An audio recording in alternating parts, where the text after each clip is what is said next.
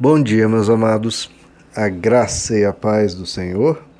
Hoje vamos estudar o Evangelho segundo João, capítulo 8, versos 20 a 22, que dizem: Ele proferiu essas palavras enquanto ensinava no templo, perto do lugar onde se colocavam as ofertas. No entanto, ninguém o prendeu, porque a sua hora ainda não havia chegado. Mais uma vez, Jesus lhes disse: Eu vou embora, e vocês procurarão por mim e morrerão em seus pecados. Para onde vou, vocês não podem ir. Isso levou os judeus a perguntarem: será que ele irá matar-se? Será que isso que ele diz, para onde vou, vocês não podem ir?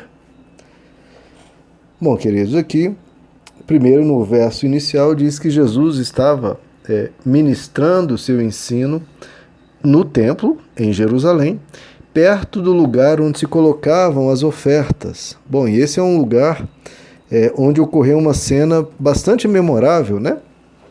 A cena da viúva, que colocou 2 pequenas moedas, né, ali no cofre de ofertas, enquanto isso os ricos depositavam grandes quantidades, grandes somas de dinheiro no cofre.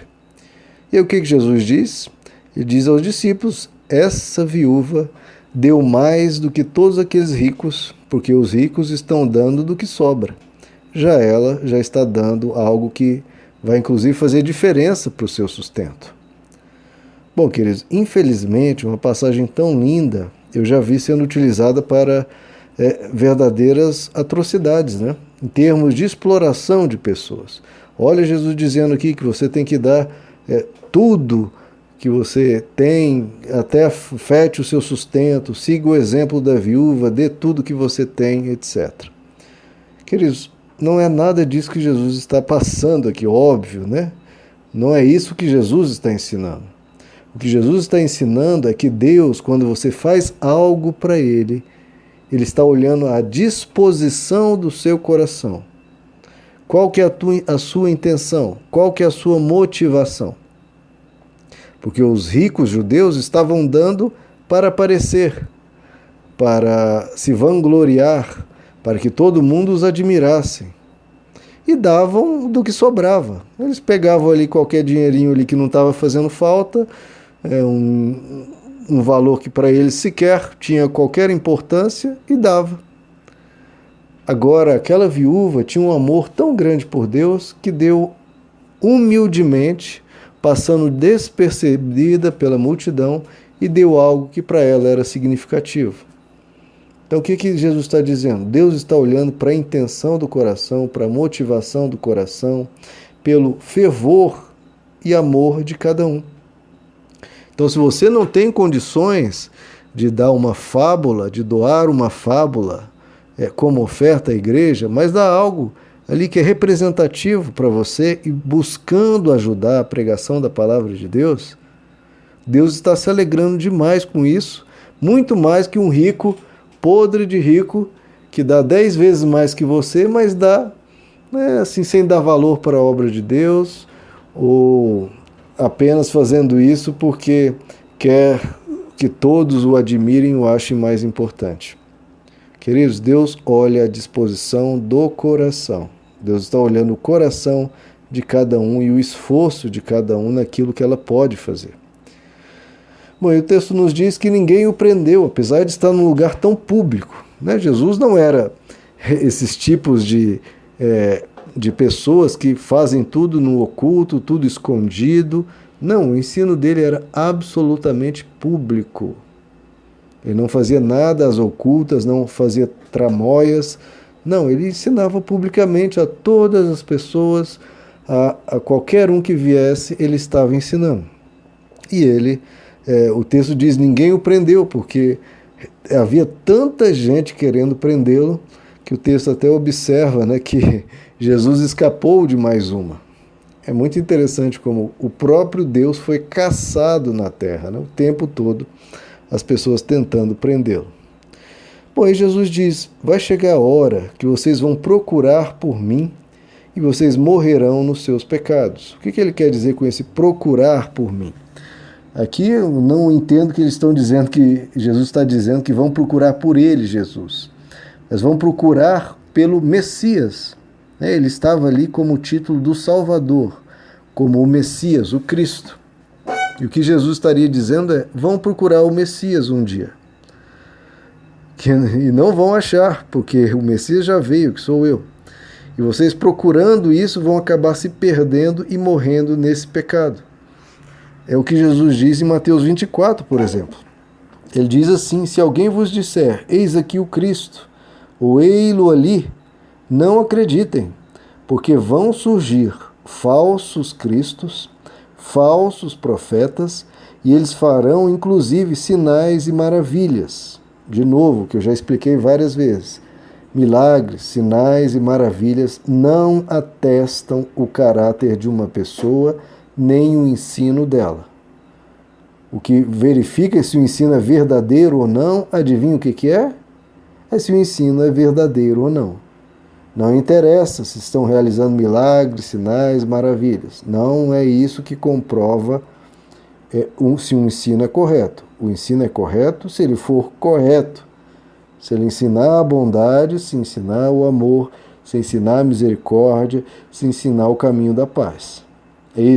Esse é o balizamento que você deve procurar.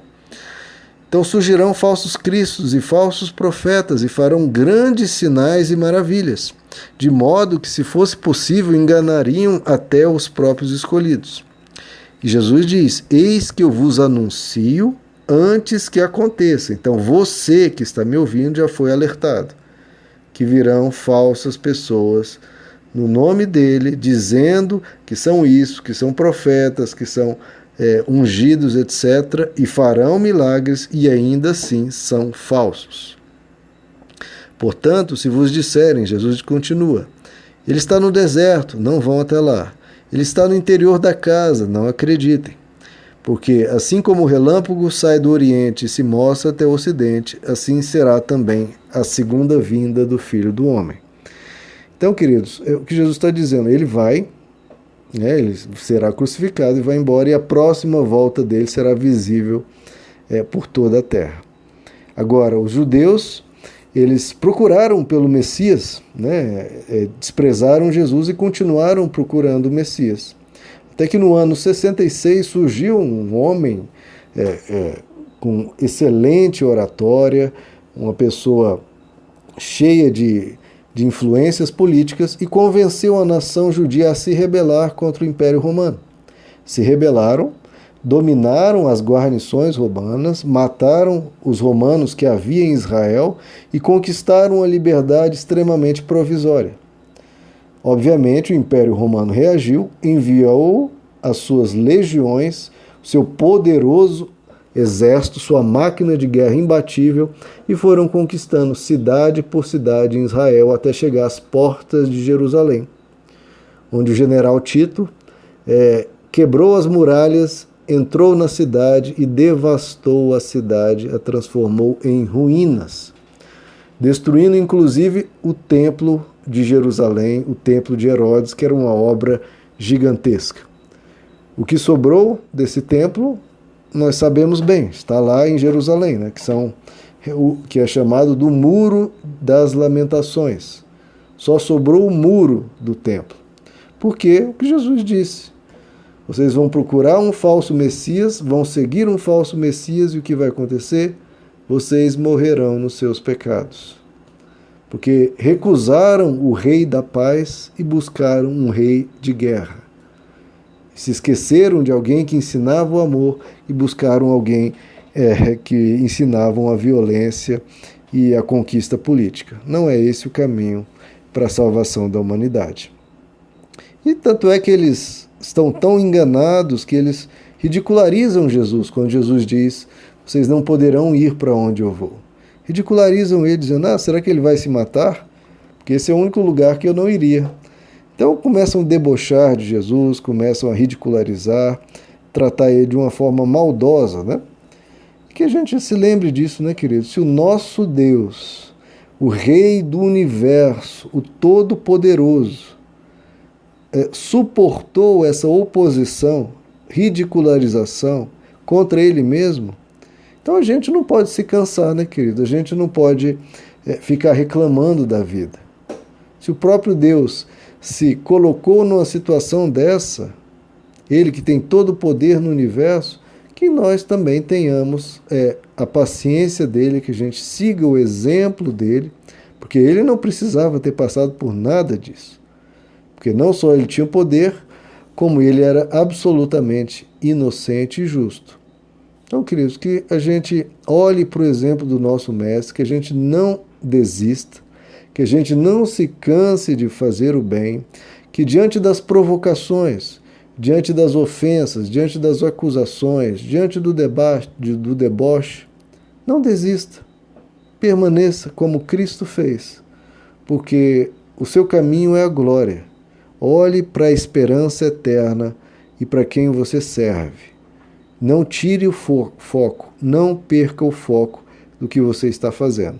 E ignore, queridos, o deboche vem de debochadores, vem de pessoas que não são sérias. Siga o teu caminho com Cristo. Amém, meus amados? Que Deus lhes abençoe. A graça e a paz do Senhor.